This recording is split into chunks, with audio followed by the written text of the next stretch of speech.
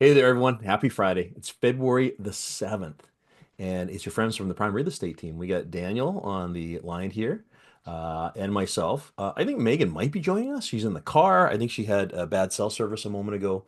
Been a little difficult getting the crew together. Afraz is out and about as well right now as well too. And I've been trying, folks. I'm sorry. I've been trying to get this report out to you a little sooner every month. It ends up getting a little complicated. Obviously, we're going to talk about what's happened in the Victoria real estate market in January. A lot of things to report today. How are you doing there, Mr. Ross? Well, I'm curious. You've got me curious for your report because I know you just learned a few things and I know what I'm seeing, but I think we're gonna express it on the fly here. Yes. Okay. Well, folks, what Daniel is referring to is the fact that I just interviewed for my CFAX program. And by the way, I hope you guys are aware of the fact that the whole home show airs on CFAX Saturdays at noon. I've been doing that now for 7 years. I get lots of great guests, and we talk about local trades and businesses and all that kind of stuff. But I get also great people like the chief economist of the British Columbia Real Estate Association. That would be Brendan Ogmanson. Maybe you've heard of him before when you are, checking out economic or looking in the newspaper. He's someone that I know, and actually, he's great because whenever I reach out looking for some economic information, he always says yes. And the British Columbia Real Estate Association are the 8 member boards in British Columbia. Victoria is one of them. There's Vancouver Island, Greater Vancouver, Fraser Valley, the Interior Realtors. All of them, they compile data and they do reporting about the economics. And I had an interview with him, a 43-minute interview that you could listen to next week, not this week, but next week. And the first thing I started with was, geez, what do you think? What do you think the topic was, Daniel? What's gonna happen in the future? Well, it starts with a T and it ends with an ifs, You right? Because that's what everyone wants to know. What's going on? How are the tariffs going to be impacting real estate in British Columbia, specifically in Victoria? I'm not going to sugarcoat it, folks. He says it's a pretty dark cloud. There's a lot of uncertainty. He mentioned that there's some economic scale out there, and Canada, for the first time, is kind of in a danger zone because we don't know what's going on. He referenced the lumber tariffs that happened in BC in 2018 and how that affected the lumber industry back then. And this is just going to be so much larger. So, should you be scared? I think a lot of us are kind of uncertain about what's going on. It didn't affect real estate sales for the month of January. In fact, we're going to report to you guys. Kind of interesting because actually, none of us really started working hard until January 5th, right, Daniel? Like Shortly after the new year there, yeah. shortly after the new year, yeah. So we lost a week in the front, and then at the end of the month, got a little sort of quiet too with this whole economics talk.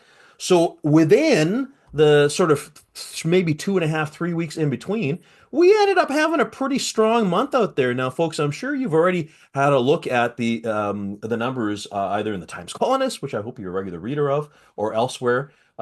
We ended up in Victoria up 23.8% in sales, 422 sales for the month.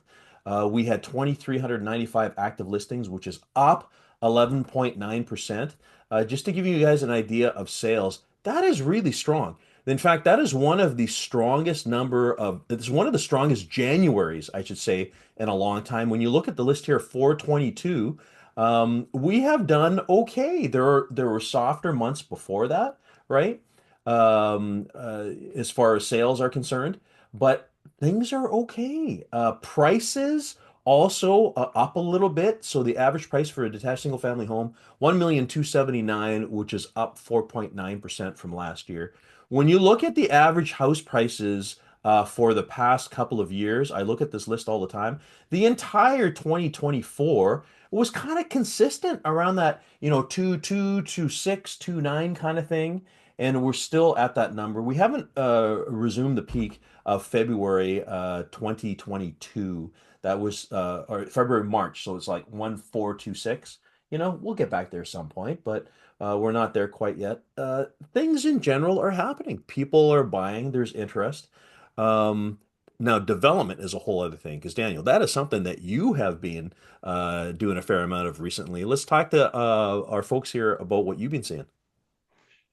Same kind of message in the development world. I mean, there's a large push to densify, to build, to kind of get moving, get more product out there for people, try to make things more affordable. But then there's the con side of that, which is the tough interest rates, the prices down a little bit, all those kind of things. So it's a tug and pull. There's lots of people who want to develop, and there's economics that are still a little tight. Hmm. Um, but yeah, seeing a bit of everything. The interesting thing that jumps out to me in that stat you just threw out is I think August or September, we were down about 4% year over year in prices, and now we're up 4%. So it's been a quick turnaround in 3 months since interest rates really started to come down. For sure, for sure, for sure. Yeah. The other part that Brendan was talking about just now, from the development standpoint, is see, there's that uncertainty about materials. Steel, what, all of these things, and the building package. What's that going to cost people, right? Yeah. Yeah. Something that we did bring up though, folks, just in case you're wondering, yes, Victoria remains pretty insulated because we are not a manufacturing town. A friend of mine on Wednesday made a joke, Rose, at Wednesday lunch, Daniel. Oh yeah. She said, we don't manufacture it. All we manufacture in Victoria are chocolates and beer, Yeah. right? Pretty Yes. much. Yeah. So it remains a town that people want to come to. It's a city of choice. It's the place in Victoria. What we did discuss with Brendan is there is likely going to be a lift in tourism in Victoria because if people continue down this path of, not wanting to support American, the states, American businesses or tourism or things like that, we're going to see a lot more like Canadian travel. And Victoria is going to be one of those places because that's where everyone wants to. It's we're like the California of Canada, right? Yeah. We even saw that during COVID, right? When people couldn't go across the border, a lot of Yeah, places were slow and Victoria was busy with tourism. So yeah. yeah. So the last thing I want to leave you folks with today, and I guess Megan's not joining us at this Mhm. point, is there have been changes in mortgage rules, and I know that we talked about this before. This is causing a bigger change. I think this has been overshadowed by the global economics thing right now. But we got the change from insured mortgages from a $1 million cap to 1.5 million. We got 30-year amortizations for full for first-time home buyers. We've got a whole bunch of new features out there that help people get into real estate, being able to buy a house, maybe even a house with a suite, and not needing so much money down. So with these things, now people don't need to come up with, 200 and $300,000 for down payment. So it is making it easier for people to get into a home. Now, still need to qualify. They still need to be able to afford and cover this, what would be a sizable mortgage, right? But the down payment always is the struggle, and Bank of Canada, or the Canada lending practices are helping this right now. So, and the nice thing is that million to million and a half, this is a sweet spot that Victoria resides within because you can't buy in Vancouver at that, right? Right. So it's all good. So, we're doing okay, folks. We are certainly busy. I mean, as we speak right now on Friday, I got multiple offers going on a property. So obviously these are people, who aren't affected.